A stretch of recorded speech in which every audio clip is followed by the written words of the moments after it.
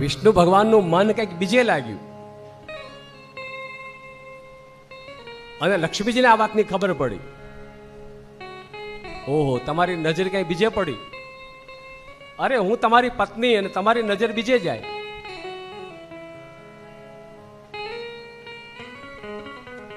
ઘરે જઈને જે ચાલુ કર્યું, ઘરે જઈને નારાયણે કીધું કે બાબા મારી ખાલી કોઈ એવો કોઈ ભાવ જ નથી, મારા હૃદયમાં કોઈ ખરાબ ભાવ આવે જ નહીં, કારણ કે હું તો નારાયણ છું, જગતનો રક્ષક, આખા જગતનો બાપ નારાયણ સ્વયં હું.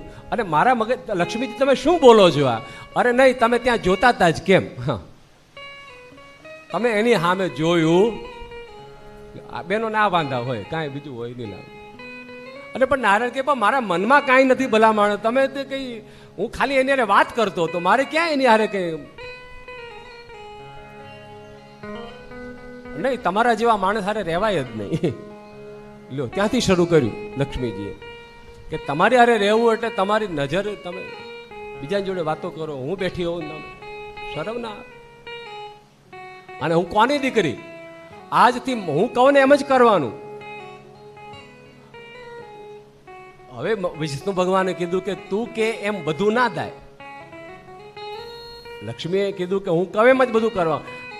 તો નારાયણે એટલું કીધું કે તમે એટલું કરો એમ જ ઘરમાં બધું ચાલ્યા કરે, એવું ના હોય. અને લક્ષ્મી ઊભા થઈ ગયા, કીધું તમે સમજો છો હું કોની દીકરી? તમને ખબર છે હું કોની દીકરી? મોટા બાપની દીકરી. પૃથ્વી કરતા જેનો વિસ્તાર વધારે છે એવો દરિયો મારો બાપ છે. અને કેવો ઘોઘવાટા કરતો છે. હું દરિયાની દીકરી છું, હું કોઈ જેવા તેવા બાપની દીકરી નથી. નારાયણે કીધું ભાઈ તમે ગમે ના દીકરી હો, પણ અહીંયા તો પત્ની તરીકે આવ્યા છો ને, જરા શાંતિ રાખો. કે નહીં, તમે માનતા નહીં એમ. અરે મારા ભાઈઓ કેવા છે, શંખચૂડ, કેવા મોટા મોટા મારા ભાઈઓ છે બધા. મારું ગર્વ કેટલું મોટું છે, મારું પરિવાર કેટલું મોટું છે. નારાયણે કીધું તમે જરા શાંતિ રાખો. કઈ નહીં, તમે જો વધારે બોલશો તો પિયર જતી રહીશ. અને નારાયણે કીધું જા. તરત તૈયાર થઈ અને લક્ષ્મી કીધું જાઉં છું. લક્ષ્મીજીએ કીધું કે હું જાઉં. અને નારાયણ કાંઈ બોલ્યા નહીં. ના બોલે એટલે સમજી જાવ કે મંજૂરી છે. નારાયણ મૌન રહ્યા, નીચું જોઈ ગયા. લક્ષ્મીજી નીકળી ગયા, ઘર વૈકુંઠ છોડી નીકળ્યા. રસ્તામાં અને આવું બધું થાય તો નારદજી પહેલા પહોંચી જાય. સીધા નારદજી રસ્તામાં મળ્યા લક્ષ્મીને. કાં કઈ બાજુ? અને જ્યાં આવી ઘટના ઘટી તો પાછા નારદજી આવ્યા. હવે નારદજીને ખબર પડી ગઈ કે હવે આમાં કંઈક પરિણામ આવશે. એટલે નારદજી પાછા આવીને ઊભા રહ્યા અને લક્ષ્મીજીની પાસે આવીને મળ્યા. હવે કેમ છે? કે તબિયત નહીં સારી. હવે કેમ તબિયત નહીં સારી? તમે કહેતા ને પિયરમાં મજા આવે. અરે ના ના, પિયર કરતા સાસરી મજા હતી. પણ નારદજી કે અરે પણ તમારું કયું નથી માનતા? કે ભલે નથી માનતા પણ આમ હારા હતા. બોલે એ મોટા માણસ છે, કદાચ આપણું કયું ન કરે. હવે સમજણ પડી. ઓ નારદજી કહે જો એ વખતે મેં તમને આ વાત કીધી હોત તો તમને મગજમાં ઉતરત નહીં. પણ હવે હું તમને કહું છું, નારાયણ જેવો માણસ જગતમાં કોઈ દેવ છે નહીં, છે નહીં, છે નહીં. શ્રીમન નારાયણ નારાયણ હરિ હરિ શ્રીમન નારાયણ નારાયણ હરિ હરિ. અરે નારાયણ તો નારાયણ છે, ચૌધોનો નાથ છે. એટલા સૌમ્ય છે, રૂપાળા છે, એટલા સુશીલ છે, એટલા જ્ઞાની છે, એટલા વિજ્ઞાની, એટલા શક્તિશાળી છે. એના જેવો દેવ દુનિયામાં કોઈ નથી. નારદજી નારાયણના વખાણ કરવા લાગ્યા, બે ફામ વખાણ કરવા લાગ્યા. અરે નારાયણ તો અરે મારો બાપ છે. આખી જિંદગી મેં નારાયણ નારાયણ કર્યું, પણ એ વખતે મેં તમને કીધું હોત ને તો તમે ન માનત, કારણ કે તમારા મગજ એ વખતે ગરમ હતો. હવે તમને સમજણ પડી ને કે હા નારદજી હાથ જોડું. હવે એક કામ કરો ને, નારાયણને મનાવી લો, મને ત્યાં મૂકી જાઓ.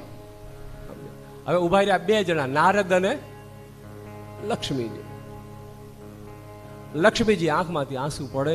લક્ષ્મીજી કે નારદજી તમે તો સંત જો, સંત બળે પરમારથી. આમાં સંત જ કોઈ રસ્તો કરે, સાધુ સંતો. બાપજી તમારા સિવાય કોઈ આ રસ્તો ન કરી શકે. માં એક વાત કહું, પહેલી વાર મળ્યો ત્યારે તમે ગુસ્સામાં હતા એટલે મેં તમને કંઈ ન કીધું. બીજી વાર તમે તમારી લોભ લાલચમાં હતા કે મારું કામ થઈ જાય એટલે હું કંઈ ન બોલ્યો. પણ અત્યારે તમે પ્રશ્ન પૂછો છો કે મારું કલ્યાણ કેવી રીતે થાય, તો હું તમને કહી દઉં કે આજ હિમાલયના અહીં જ તે બેસી અને તમે શિવની સાધના કરો અને શિવની સાધનાથી તમારું કલ્યાણ થઈ જશે. શિવ સાધના કરો, શિવના નામનો જપ કરો, પૂજા કરો અને શિવની સાધના કરતા કરતા શિવજી જો આશીર્વાદ આપે તો આપોઆપ કામ થઈ જાય. આપોઆપ કામ. નારદજી મુદ્દાની વાત કરી. મહિન્ના પારંતે પરમ વિદુષો યદ્યશતૃષિ સ્તુતિર્બ્રહ્માદીના અપિ તદવસન્નાસ્ત્વયિ ગિરા યથા વાચ્ય સર્વ સ્વમતિ પરિણામાવધિગુણં મમાપેશસ્તોત્રે હર નિરપવાદ પરિકરા.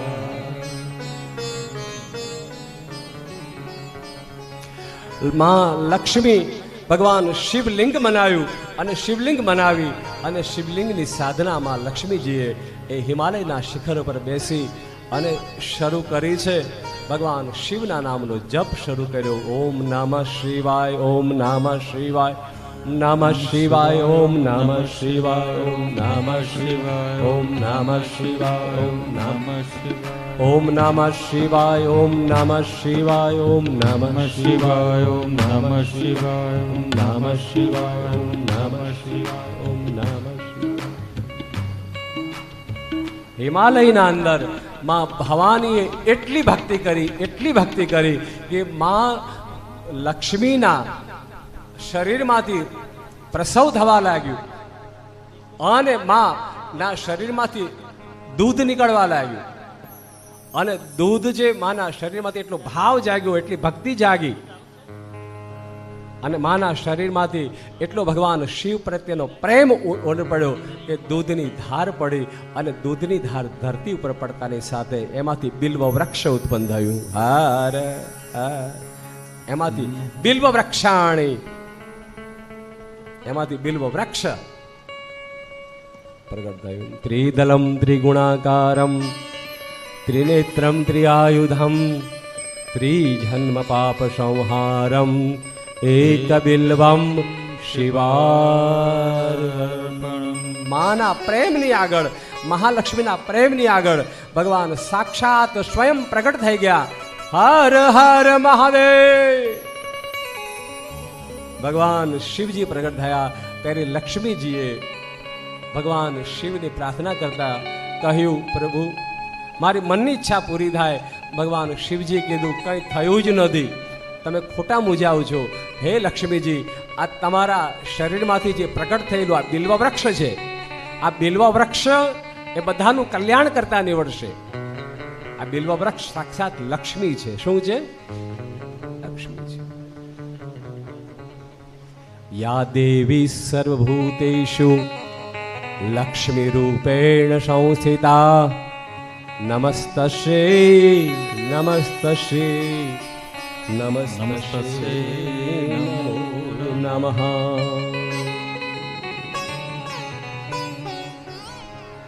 હવે તમે વૈકુંઠ જાઓ. વિષ્ણુ ભગવાન ક્યારના તમારી વાટ જોવે છે, રાહ જોવે છે, તમારી રાહ જોવે છે. ભગવાન શિવજીના કહેવાથી ભગવાન લક્ષ્મી સ્વરૂપ એ બિલ્વ વૃક્ષ થયું અને ભગવાન શિવજીએ અને લક્ષ્મીજીએ બંને જણાએ વરદાન આપતા કીધું કે આ બિલ્વ વૃક્ષની કોઈ સિંચન કરશે, જળ સિંચન કરશે, કોઈ એની નીચે પૂજા કરશે, એની શિવલિંગની પૂજા કરશે, એની મનોકામના ભગવાન શિવજી પૂરી કરશે. આ વૃક્ષ ભગવાન શિવ સમાન છે, શિવ ભક્તિમાંથી પ્રગટ થયા છે, લક્ષ્મીજી સ્વરૂપ છે.